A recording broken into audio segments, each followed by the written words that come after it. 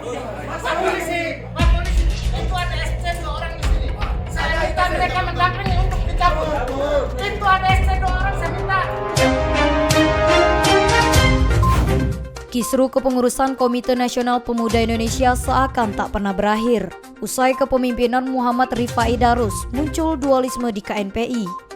KNPI terbagi menjadi 3 kubu, yakni Nur Fajriansyah, Abdul Aziz, dan Haris Pertama. Dualisme KNPI pusat berdampak hingga ke daerah-daerah terpecah menjadi KNPI baru. Polemik kepengurusan KNPI tak berhenti dalam hitungan tahun. Di Kepulauan Riau, ricuh antara KNPI versi karateker di bawah pimpinan Haris Pertama dan turunan Nur Fajrin yakni Banjar Ahmad berlangsung di Batam, Senin 27 Desember 2021. Musda KNPI versi karateker yang diklaim sebagai Musda 3 KNPI Kepri dibubarkan aparat kepolisian lantaran dinilai ricuh.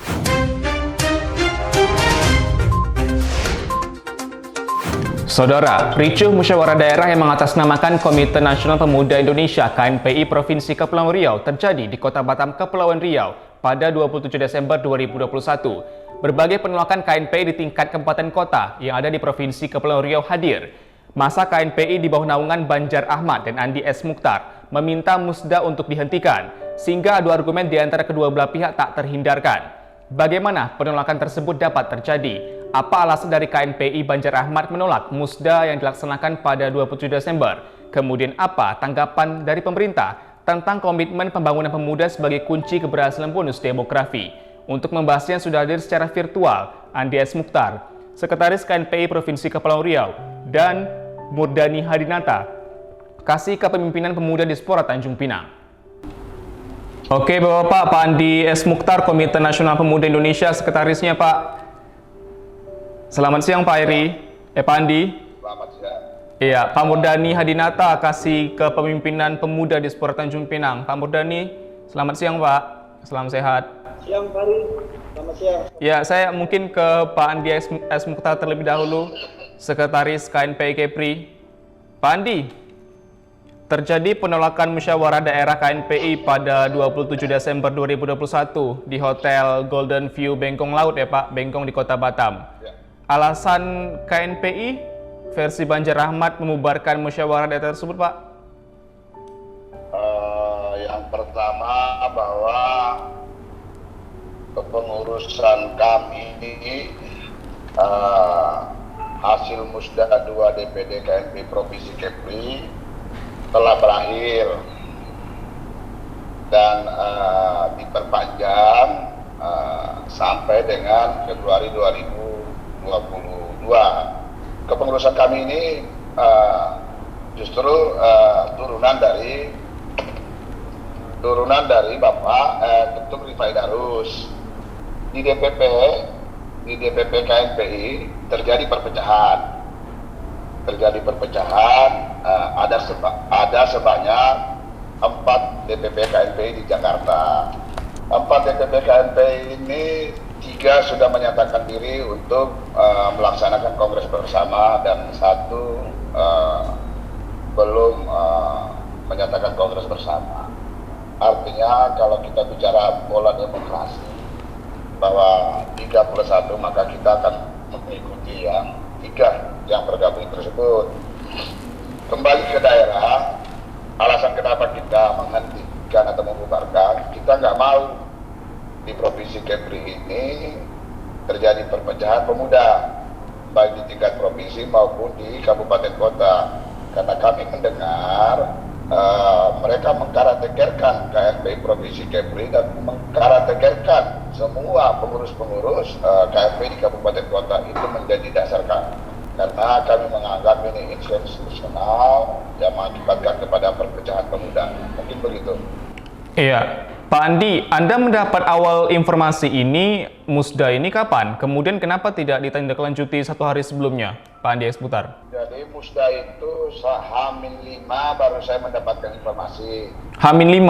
Bahwa H-5 itu pun dari senior-senior KNPI Batam seperti Pak Jeffridi yang sekarang Sekda, dari Gustian Rio mantan ketua KNPI menginformasikan saya tentang mereka mendapatkan undangan musda. Akhirnya saya kaget dan menjelaskan ke teman-teman, kepada senior-senior bahwa sepertinya pelaksanaan ini dipaksakan. Coba dipanggil, dijelaskan sehingga tidak ada perpecahan apapun di antara kita. Oke, kemudian setelah 5 hari H-5 mendapat informasi, berarti tanggal 22 Desember ya Pak ya, karena musyawarah daerahnya dilaksanakan 27 Desember. Ya. Setelah mendapat informasi tersebut, tindak lanjut Anda apakah hanya cukup intens berkomunikasi dengan senior saja atau ada upaya untuk melarang atau upaya untuk memberhentikan musda tersebut sebelum pada hari H, Pak Andi? Jadi setelah mendapatkan itu, saya melakukan komunikasi selaku sekretaris KNPI Provinsi, melakukan komunikasi kepada semua ketua-ketua DPD Kabupaten Kota. Yang saya tanyakan pertama, apakah teman-teman ikut dalam musda ini? Jawaban bersama bahwa tidak ada, kami DPD mengikuti musda versi Karateker ini. Akhirnya teman-teman DPD Kabupaten Kota, baik Batam, Tanjung Pinang, Karimun, Lingga, Anambas, dan Natuna melakukan konferensi pers melalui online dan menolak pelaksanaan kegiatan tersebut. Oke, Pak Andi, SK kepengurusan KNPI Kepri ini hingga kapan Pak? Berakhir di bulan Februari 2022. Februari 2022. Tinggal 2 bulan lagi. Iya, kemudian apakah ada investigasi yang dilakukan oleh KNPI Kepri Pak? Termasuk maksudnya siapa saja yang mengorganisir kegiatan musda Kepri ini sehingga berlangsung di tanggal 27 Desember tersebut? Jadi yang mengkarakterkan kami itu yang mengkarakterkan kami pengurus KNPI Provinsi Kepri adalah Bung Haris Pratama. Oke. Beliau tidak ada hubungan dengan kami di Kepri, tapi beliau mengkarakterkan Banjar Ahmad menjadi mengkarakterkan Banjar Ahmad dari Ketua KNPI Provinsi Kepri. Akhirnya ini nggak nyambung. Turunan kami, DPP kami adalah Fajriansyah. Fajriansyah itu dari mana? Turunan dari hasil kongres dari Muhammad Rifai Darus. Artinya ini inkonstitusional yang dilakukan oleh Bung Haris dan menunjuk saudara Dewi menjadi Karateker. Yang lebih fatal lagi, karena kan lucu-lucuan, musda kepentingan, musda abal-abal yang formula administrasinya nggak nyambung. Oke. Awal mula dari Muharis Pratama ya Pak Andi ya? Ya. Ya, Muharis Pratama ini di KNPI Kepri sebagai apa Pak Andi? Bukan. Haris Pratama ini mengklaim diri salah satu ketua umum KNPI. Oke. Kami ini, KNPI Kepri ini hasil musda produk yang kedua. Oke. Masa kepengurusan kami telah berakhir. Hasil koordinasi ke DPP KNPI, yaitu Bung Nur Fajriansyah, dengan permintaan politik kami bahwa jangan sampai Kepri terjadi perpecahan, maka kami minta SK KNPI Provinsi Kepri diperpanjang sehingga masa berakhirnya sampai di Februari 2022. Haris Pratama menganggap kami telah berakhir dan beliau mengkarakterkan kepengurusan kami yang seharusnya masih berjalan, dan ketika kami dikarakterkan kami masih aktif. Ini hal yang aneh yang dilakukan, yang dipaksa-paksa. Oke, sebenarnya Pak Andi, mekanisme musyawarah daerah KNPI ini seperti apa Pak untuk pemilihan ketua baru? Yang jelas seperti tradisi di KNPI, pertama kita bentuk panitia OC dan SC. Panitia OC mempersiapkan segala kebutuhan untuk pelaksanaan musda. Panitia SC itu steering committee mempersiapkan semua materi-materi musda. Terus musda itu dilaksanakan sesuai dengan kesepakatan panitia dan DPD nanti melalui rapat pleno, dan akan disampaikan ke DPP dan akan dilaksanakan sesuai dengan tanggal disepakati. Jadi kami melihat proses musda yang dilakukan oleh teman-teman mengatasnamakan karateka semalam sangat silent dan tertutup. Masa sekelas musda KNPI tingkat provinsi tanpa publikasi, tanpa informasi media, diam-diam dilaksanakan. Bagaimana verifikasi kepesertaannya, bagaimana sistem cross check sah atau tidak sebuah SK kepengurusan di KP dan lain-lain lah. Oke, Pak Andi, jadi musda di tanggal 27 Desember tersebut memilih siapa untuk dijadikan ketua? Bagaimana mau memilih, kita sudah dibatalkan. Oke. Oh, berarti pada saat musda itu akan dilangsungkan, kemudian langsung dari KNPI Kepri melakukan pembatalan di sana ya Pak ya?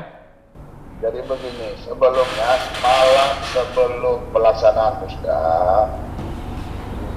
kami difasilitasi oleh pihak kepolisian. Untuk mencari jalan terbaik. Akhirnya teman-teman pengurus DPD KNPI Provinsi Kepri termasuk saya dan ketua hadir difasilitasi oleh pihak kepolisian untuk bertemu pihak karateker yang melaksanakan musda ini. Hasil diskusi kami bahwa besok tidak dilaksanakan musda tersebut karena besok semua teman-teman sudah berkumpul. Kita robat tema besok untuk kegiatan silaturahmi atau temukan pemuda Provinsi Kepulauan Riau. Itu kesepakatan yang kami ambil.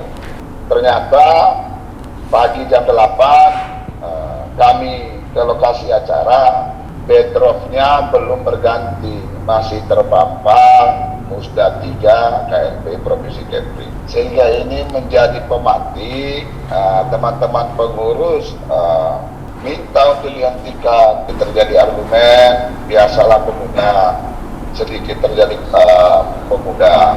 Akhirnya proses pembukaannya terhenti. Proses pembukaan tidak bisa berjalan. Kira-kira begitu. Oke, kemudian apa tindak lanjut dari KNPI Kepri Pak? Versi Banjar Ahmad ini menyikapi hal tersebut. Apakah nantinya sampai ke proses hukum atau seperti apa? Jadi cerita KNPI ini cerita aturan. Kita punya badan hukum yaitu anggaran dasar anggaran rumah tangga. Kita punya petunjuk organisasi. Cukup. Artinya ketika tidak ada peristiwa pidana yang terjadi dalam itu, maka kami akan selesaikan dengan pola organisasi. Oke. Sejauh ini 2 bulan lagi kepengurusan atau SK dari KNPI Kepri akan habis ya Pak ya, di bulan Februari 2022. Sejauh ini persiapan yang dilakukan untuk musda seperti apa? Jadi sesuai dengan sebelumnya kami bicara di media saat di Kongres UPS bahwa 2 bulan kami manfaatkan untuk membentuk konsolidasi teman-teman dengan peristiwa yang terjadi kemarin. Kami akan melakukan konsolidasi bersama, akan segera membentuk panitia pelaksanaan musda ketiga KNPI Provinsi Kepri. Oke, antisipasi yang dilakukan seperti apa Pak Andi? Antisipasi seperti apa ini? Ya, antisipasi barangkali akan terjadi penolakan barangkali oleh... Insya Allah, karena kepengurusan kami ini kepengurusan yang sah melalui proses musda yang legal, sehingga kami menjalankan dengan aturan-aturan dan tahapan-tahapan yang benar, sehingga tidak memiliki ruang untuk teman-teman yang lain yang berkepentingan melakukan gerakan-gerakan penolakan. Oke. Pak Andi, sejauh ini untuk yang KNPI sendiri fokus terhadap kepemudaan seperti apa Pak, concernnya Pak? Untuk teman-teman pemuda KNPI Provinsi lebih kepada tingkat koordinasi, melakukan komunikasi ke teman-teman KNPI Kabupaten Kota. Untuk kegiatan-kegiatan ini lebih kami fokuskan di Kabupaten Kota, baik itu kegiatan-kegiatan sosialnya, baik itu kegiatan-kegiatan mengasah kepemimpinan pemuda, baik itu tentang sumber daya manusia. Artinya kami menyerahkan sepenuhnya ke teman-teman kami kabupaten kota untuk mengeksekusi kegiatan sesuai dengan kultur dan situasi lingkungan yang ada di kabupaten kota masing-masing.